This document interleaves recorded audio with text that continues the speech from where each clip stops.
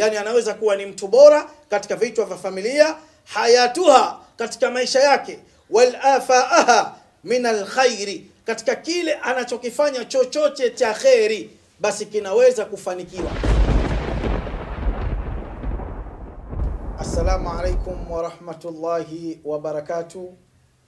Alhamdulillahi rabbil alamin. Wa sallallahu ala sayyidina Muhammad as-sadiqul amin wa ala alihi at-tayyibin adh-dhahirin wa ala ashabihi al-akramin. Kwanza tumshukuru Mwenyezi Mungu Subhanahu wa Ta'ala kutuwezesha tukaweza kukutana tena baada ya siku kadhaa au baada ya vipindi kadhaa ambavyo tulikosekana katika chaneli yetu ya Nyonuru Cinema, lakini hii inatokana na baadhi ya safari mbalimbali, baadhi ya shughuli mbalimbali ambazo tumekuwa tukizifanya katika nje ya masuala ya kipindi. Kama tunavyojua, watu wengi wana mitihani mbalimbali, wana shida mbalimbali, wana matatizo mbalimbali. Kwa hiyo tunachukua muda ule kuweza kuwafata katika sehemu mbalimbali, kuwafanyia dua. Na walillahi alhamdu, wengi wamefanikiwa kupitia dua zetu. Na kwa sababu tuna kuwa, tuna uwezo, lakini vile vile tuna as-saadatu ila Allah. Tuna msaada ambao Mwenyezi Mungu Subhanahu wa Ta'ala ametupa. Msaada ule tunatembea nao ndani ya miaka 20 au miaka 25, tangu tuko wadogo mpaka tumekuwa wakubwa. Allah Subhanahu wa Ta'ala ameleta kitu ndani yetu, ndani ya mioyo yetu na ndani ya miili yetu, kama alivyosema katika hadithi yake Qudsi kwamba Allah Subhanahu wa Ta'ala yadhhiru ila aidi ulamai au alimin au rajulun salihin quwwa. Mwenyezi Mungu Subhanahu wa Ta'ala anazidisha katika mwili wa mtu au katika uwezo wa mtu au katika mamlaka ya mtu uwezo mkubwa ambao Mwenyezi Mungu Subhanahu wa Ta'ala anaushusha kwake mja yule. Halafu mja yule ala aidihimul quwwa, anakuwa ana mikono yenye nguvu. Na ndio maana mara nyingi wale majini ambao wameshindikana, wale majini ambao wamekuwa wanatabu sana kutoka katika miili, walilahi alhamdu, nikiwaekea mkono tu basi tayari majini wale wanatii amri, wanaweza kukimbia. Au kama wewe na mtu wako ambaye ana matatizo makubwa ya kijini, basi ukimleta ofisini kwetu pale Vikindu Magogo Matatu, kwa uwezo wa Allah Subhanahu wa Ta'ala, tukimnyoshea kidole tu basi sam'an wa ta'a, anaweza kusikia na anaweza akatii amri ya Mwenyezi Mungu Subhanahu wa Ta'ala. Kwa tumerudi katika vipindi vyetu, lakini leo nataka nielezee almar'atun salihah fi jiwari almanam. Mwanamke bora huyu, ambaye mwanamke huyu fi jiwari almanam anaota ndoto hizi za aina mbalimbali.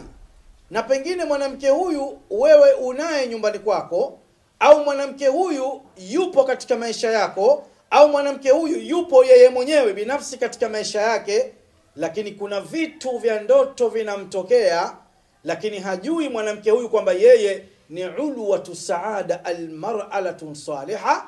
Huyu ni mwanamke mwema na mwanamke bora katika maisha, na huenda mwanamke huyu anaweza akafanikiwa katika mafanikio makubwa kabisa ambayo kwa kawaida mtu mwingine hawezi kupata mafanikio hayo isipokuwa mwanamke huyu. Simaanishi ni mtu mzima, simaanishi ni mwari, simaanishi ameolewa, simaanishi hajaolewa. Lakini kama na wewe mwanamke ambaye unanifuatilia katika channel yetu ya Nyonuru Cinema, uko Canada, uko Marekani, uko Australia, uko katika nchi za Kiarabu, katika nchi mbalimbali, kama wewe ni mwanamke, basi walillahi alhamdu, hebu nisikilize ndoto hizi. Ikiwa unaota, basi anta saadatal mar'a, wewe ni mwanamke bora, na kuna uwezekano mkubwa kabisa katika maisha yako yakawa juu zaidi ya mwanamke mwingine. Leo namzungumzia mwanamke, lakini kesho nitakuja na ar-rijala tasaliha, mwanamume vile vile aliyekuwa bora ambaye anaota ndoto hizi. Kwanza tujue,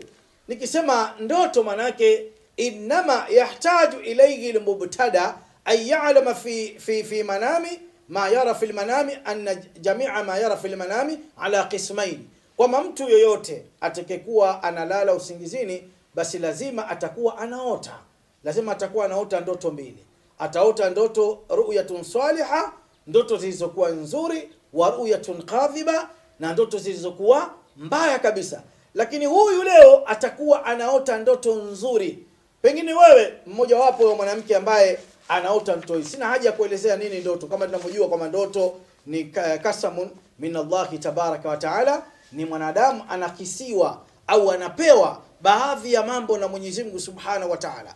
Na vile vile wakati mwingine anaweza kuota mambo ambayo baadhi anapewa ya kishetani au mashetani, tahzinu ilayhi, wanakuwa wanamhuzunisha yule binadamu kumletea yale mambo. Kwa tunaianza safari yetu ya huyu mwanamke almar'atu salihah, mwanamke aliyekuwa bora. Na wewe unanifuatilia katika channel yangu ya Nuru Cinema, hebu kuwa makini, nisikilize vizuri. Je, wewe ni moja katika watu ambao wanaota ndoto hizi? Na kama unaota ndoto hizi, basi nitafute kupitia namba yangu ya 0714657173 ili tuweze kukupa njia uweze kufikia mafanikio ambayo unayaona kwa uwezo wa Allah Subhanahu wa Ta'ala. Tunaanza, inna Allah azza wa jalla, hakika Mwenyezi Mungu Subhanahu wa Ta'ala, ja'alahu khalifatan fil ardi, amejalia utawala katika ardhi. Mwenyezi Mungu amejalia utawala katika ardhi pale aliposema inni ja'ilun fil ardi khalifa. Mwenyezi Mungu aliwaambia malaika, mimi nataka nijalie katika ardhi utawala au mtu ambaye atatawala katika ardhi. Hapo alikuwa anazungumzwa wanadamu anataka kuumbwa. Kwa hiyo nasema shekhe, inna Allah azza wa jalla ja'ala khalifatan fil ardi, Mwenyezi Mungu amejalia khalifatan fil ardi, fa innahu yanalu khulfatan. Kuna watu Mwenyezi Mungu Subhanahu wa Ta'ala amewapa ukhalifa, wanatembea nao lakini hawajitambui. Yani unaweza kuwa wewe ni mtu mkubwa katika maisha yako lakini hujielewi. Mpasi lazima ujue ukhalifa wako uko vipi, au utawala wako wa kibinadamu, wa maisha, wa utafutaji, wa pesa, wa kadhi, sawa, wa kuolewa, wa kutokuolewa, sawa, wa maisha. Utawala wako lazima utambue, na uwezi kutambua utawala mpaka utupate watu kama sisi tuweze kukujua, kukutambua katika hali mbalimbali. Fa innahu khilfatan, kila mtu anatakuwa utawala. Wa in kana ahla alwilayat ila kadhi hunalika yu'fi safaqa aljarbi. Lakini akasema katika utawala huu wa aina mbalimbali, utawala mkubwa ambao binadamu anakuwa anao, basi ni utawala ambao ghayatan lagha wala ta'rifu thiyabaqan min al'azmi. Hawezi kujua yeye binadamu yule yupo vipi. Yani wewe huwezi kujitambua wewe uko namna gani au uko vipi, lakini kuna vitu ambavyo lazima utakavyovijua basi vitakuonesha kwamba utawala wako upo katika njia gani. Na ndio maana nikasema huyu mtawala wa kike na kwenda kumzungumzia leo, lazima ajue kwamba huyu ni mtawala wa namna gani. Jambo la kwanza ambalo anapenda kuliona katika ndoto yake, au anapenda kuona mtu huyu katika ndoto yake kitu gani, anasema shekhe, mwanamke huyu fahuwa almar'atu alistishdihaa bihi laysa alistihaa min ash-sharri. Mwanamke huyu jambo la kwanza anapolala usingizini mwake, huwa mara nyingi sana anaota al-istishhadu fihi al-ham, kwamba anaona kila atakachokiona katika usingizi wake kinakuwa kinaelekea kama mtu mwenye kutoa shahada. Nikisema mtu mwenye kutoa shahada, na maanisha usiku anaweza kaona mwanamke huyu amelala lakini anaswali, alafu kidole chake hichi cha shahada anatoa, anashuhudia. Anaweza kuwa anaomba dua, anaweza kuwa yupo katika swala, anaweza kuwa yupo katika maeneo mbalimbali, lakini istishhadu bigi, kwamba anatoa shahada. Yani anaswali, anaota usingizini, huwa anaswali lakini anaota ametoa shahada. Anaweza kuwa amepiga itidali yake pale, yupo katika swala lakini anatoa kidole hichi cha shahada. Haimaanishi shahada ile hali ya kuwa amekaa. Anaweza kuwa hajakaa lakini yupo katika maeneo, lakini maeneo yale anatoa shahada na lile neno la ashhadu an la ilaha illa Allah wa ashhadu anna Muhammadar Rasulullah, ikiwa na dua nyingine ambazo zitamtokea katika ile hali ambayo anayo. Lakini akasema walabithu lahu min nazra'an, lakini mwanamke huyu jambo la pili, labithu lahu min nazratan aswadi nadhratan thiyabil ahmari nadhratan lahu thiyabi al-aswadi sari'un lahu. Lakini jambo la pili, atakuwa ameona usingizini amevaa mavazi, lakini katika yale mavazi ambayo wameyaona sio mavazi meusi wala mavazi mekundu wala mavazi labda ya rangi za aina mbalimbali. Mara nyingi ataona mavazi yake yatakuwa ni abyadhu, atakuwa ni mavazi yake meupe. Yani anaweza kuona yupo usingizini kalala, lakini anatembea katika maeneo labda iwe msikitini, iwe Maka, iwe maeneo mbalimbali, anajiona yupo katika maeneo vikao vile vya dhikri Allah tabaraka wa taala, vikao vya kumtaja Allah, lakini amevaa mavazi meupe. Amevaa mavazi meupe. Kwa nini amevaa mavazi meupe? Anasema shekhe, harami wa qalu bal malan halala. Huyu mtu atakuja kuwa ana mali na mali zake zitakuwa nyingi za halali. Yani Mwenyezi Mungu Subhanahu wa Ta'ala anamuonesha mavazi meupe, lakini kuna mali nzuri itakayokuja katika maisha yake, lakini mali ile itakuwa malun halalan tayyiba, mali ile li halali iliyokuwa bora, wala haina sabiani na viashiria vyovyote vilivyokuwa vibaya. Na mara nyingi hata wanawake wanapoota ndoto hizi wanaambia shekhe, tunaota tumevaa mavazi meupe. Je, yule ni jini ruhani au sio ruhani? Anaweza kuwa jini wa kiruhani, lakini mara nyingi sana mavazi meupe katika ndoto yana bishara ya mali, yana bishara ya kuwa sultani, mtu mkubwa katika hali ya aina mbalimbali. Lakini jambo la tatu, fil qalami, sawa, asema fil kalami wal hudumati biqadari dhalika asabati au nahri au albihari au alushaq alkamar. Anasema wakati mwingine mwanamke huyu anaweza kuota yupo katika mito. Nikisema mito sio mito ya simu.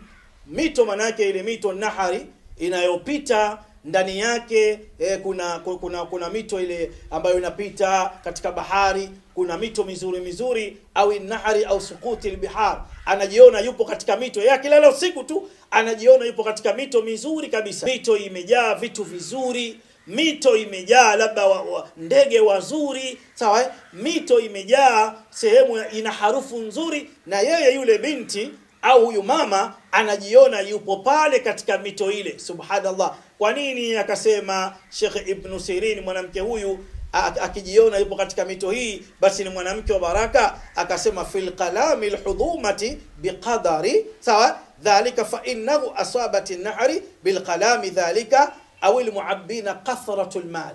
Anasema binti huyu kama anajiona yupo katika mito mbalimbali, yupo katika samaki wazuri, anaona usiku ameona ndege wazuri wamekaa katika mto, anasema huyu kathratul mal, kuna mali nyingi ambazo zitazokuja katika maisha yake. Lakini washarabu jama'atu kathiru yashrabuna lahu min qubbatil ma'i, lakini kuna maji mazuri au kuna vinywaji vizuri katika maisha yake vinaweza vikaja, na kusudia vinywaji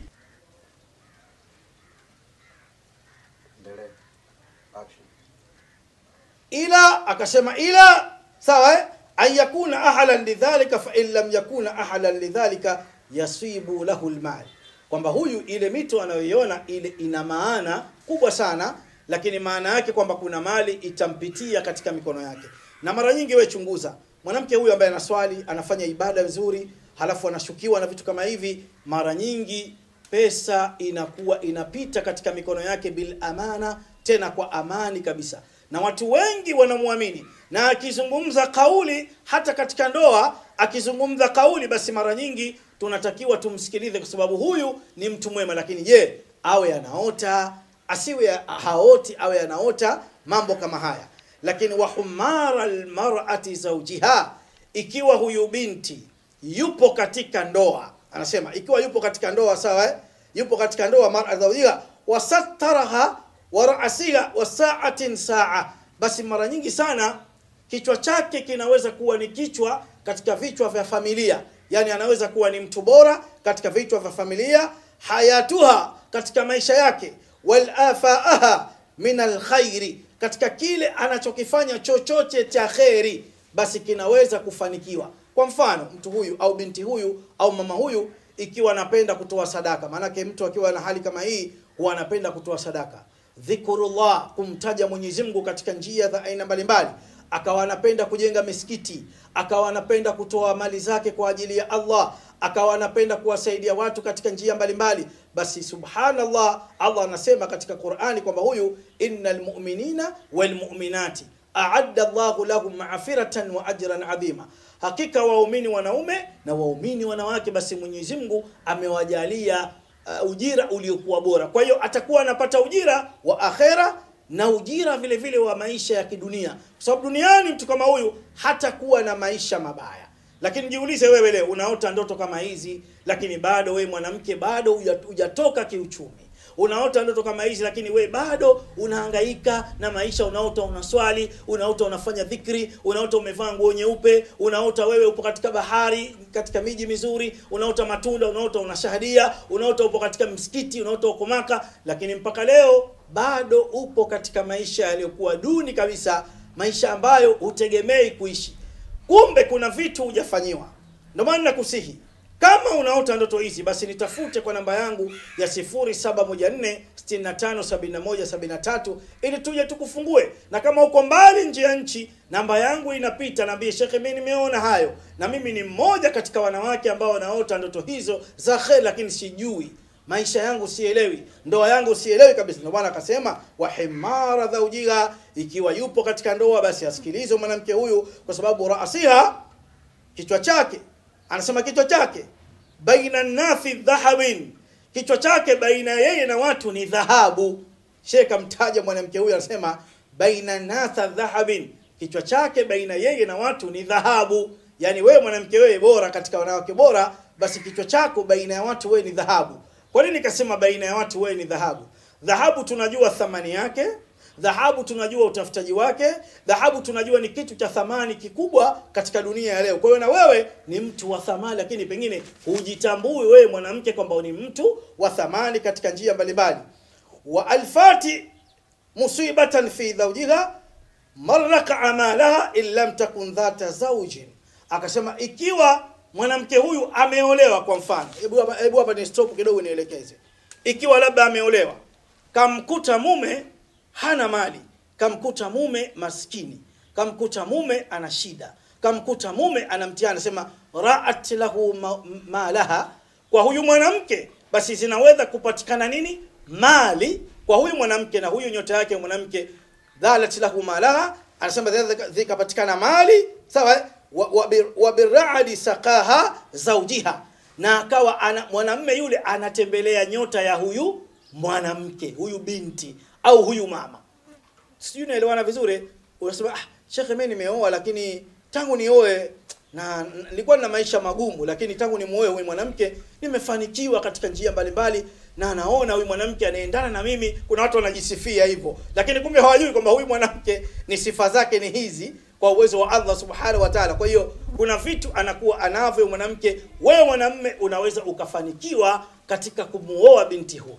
Na ukimuoa tu basi utakuta kuna vitu vyako vinafanikiwa. Kama ulidhulumiwa, mali zako zinarudishwa, sawa. Kama ulikuwa una maisha ya dhiki kazini, basi utakuta kupitia binti huyu unaweza ukafunguka katika njia mbalimbali. Kama labda ulikuwa huna msaada na watu hawakusaidii, hawakutizami, mwanamke utangu muoe umefanikiwa. Tunalijua hili na linatokea wengi sana.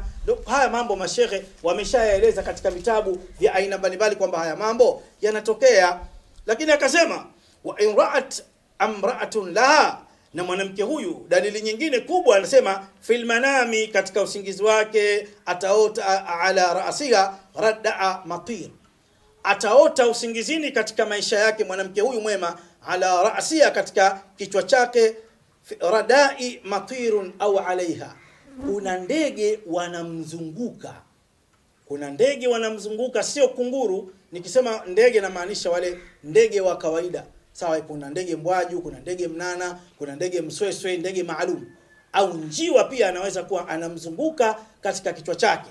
Kwa hiyo kuna watu wanaota katika masuala hili, hawa wanawake, nazungumza wanawake, anaona ndege wanamzunguka au wanamfuata ndege, au ndege wanakufuata. Yani wale ndege unaona unapokwenda usingizini, na wao wanakufuata katika njia mbalimbali, sawa. Anasema matiru alaiha, wanamfuata yule ndege, sawa.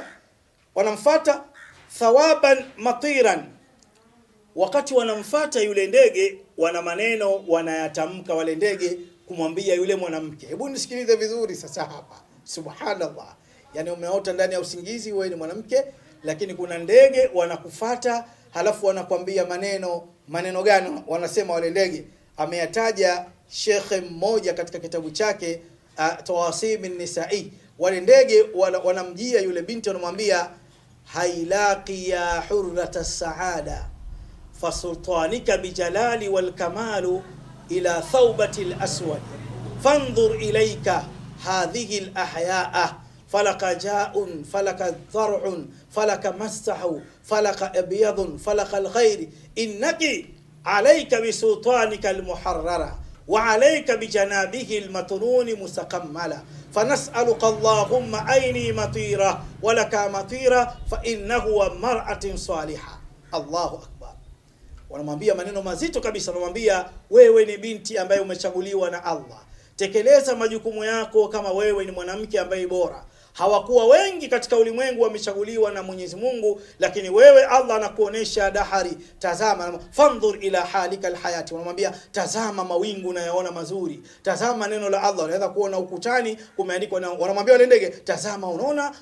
Wanamwambia unaona hali yako nzuri, twende pamoja. Yani hailaka ala yasiruna, yani twende pamoja ewe mwanamke, twende pamoja ewe mwanamke. Wanamwambia ndani ya usingizi, na yule mwanamke anakwenda anatoka nao wale ndege, anatembea nao. Tunaangalia, unajua wazungu bwana wana vitu vingi. Hebu angalia ile picha ya Cinderella. Wazungu bwana sisi tumewatangulia. Wao wanatuangalia vitabu vyetu vinasema nini. Cinderella alikuwa ana ndege fulani, ndege wale Cinderella walikuwa wanafanya nini? Anatembea nao, wanazungumza nao, wanamuonesha miti. Na katika ile story ya Cinderella walichukua wazungu ile story. Lakini ile story sisi tunayo katika vitabu vya kuruni vilivyopita, kwamba mwanamke aliyekuwa bora lazima ataota ndege, anazungumza nao ndege, wanamuonesha ndege, wanamuimbia nyimbo nzuri, wanampeleka baharini, wanampeleka kwenye ufalme, wanampeleka kwenye dhahabu, wanampeleka katika njia mbalimbali. Kwa hiyo wanamwambia hailaka nasiruna, hebu twende tutoke ewe mja wa Mungu mwema, mwanamke bora katika hali kama hiyo. Kwa hiyo unaweza akaona mwanamke huyu tatiru ila alhawai wal afati, kwa katika njia ambazo wanazokwenda. Kwa hiyo nimetaka kumuelezea, wallahi alazim, na wallahi thumma wallahi, ewe mwanamke bora ambaye unanifuatilia katika channel yetu ya Nuru Cinema, haya mambo yako 133 kwa ajili yako. Na wallahi ukija ukiekwa sawa, ukija ukifahamishwa, ukija ukifanywa visomo vya aina mbalimbali, wallahi anta mra'atan salihah, wewe ni mwanamke bora na utahitaji kufunguliwa ili mradi maisha yako yarudi kama wanawake wengine. Na ikiwa kuna mwanamke amenifuatilia leo, yuko Qatar, yuko Oman, yuko Dubai, yuko katika nchi za aina mbalimbali, ni mar'atun salihah, mwanamke bora, na anaota ndoto hizi, basi walilahi alhamdu, anitafute hata kama yeye ni tajiri. Hata kama wewe ni tajiri, una utajiri, ni mwanamke, au sio tajiri lakini una mali, lakini haya yote ulikuwa hujayajua na uliyafanya kwa uwezo wa Allah, lakini yote unayaota haya. Unaota malaika wanakushukia, unaota mitume, unaota manabii wa Mwenyezi Mungu Subhanahu wa Ta'ala, lakini hujui. Basi wallahi alazim, utajiri wako hautonisaidia mimi, utajiri wako na mali zako zitawasaidia wale ambao nitakupa maelezo kwa ajili ya kuyafanya, isipokuwa Allah cheo chako akipandishe uweze kufanikiwa. Lakini pengine hujaolewa, lakini unaota hivi, una maisha magumu, una mitihani kadhi, huolewi, hutajwi, jina lako lakini wewe ni mwanamke unaota ndoto hizi, vile vile wewe ufanikiwe. Lakini pengine wewe ni umeolewa, upo ndani ya ndoa, sababu ya ufalme, sababu ya maisha yamebadilika katika mfumo wa ndoa yako, wewe umekuwa una mali, lakini mume alikuacha, lakini hajui thamani yako. Baada ya kukuacha mali zote zikapotea. Subhanallah. Sasa je, zitarudi kwako? Au ufalme wako umerudi? Au alikuwa anauchukua mumeo, anautegemea yeye kwamba umetoka ndio umeisha? Ufalme wako upo, tunaweza tukaurudia. Sheikh Salum Damba, napatikana Vikindu Magogo Matatu. Kama unatokea Mbagala, panda gari mpaka Mbagala, halafu chukua gari la Kisemvule, shuka Magogo Matatu, halafu ukifika hapo utaulizia kwa Sheikh Damba wapi. Lakini tunafanya dua kila Jumapili inshallah biidhnillah. Tumeanza wiki iliyopita, kwa tunawataarifu kwamba kila Jumapili tunafanya dua kwa watu wote wenye matatizo mbalimbali na ambao wanaweza kuniona. Lakini vile vile tunapatikana Kigamboni kwa fundi baskeli mageti mawili. Kwa yule ambaye ana shida anaweza akachagua, atakuja Kigamboni au atakuja pale Vikindu Magogo Matatu. Wassalamu alaikum wa rahmatullahi wa barakatuh.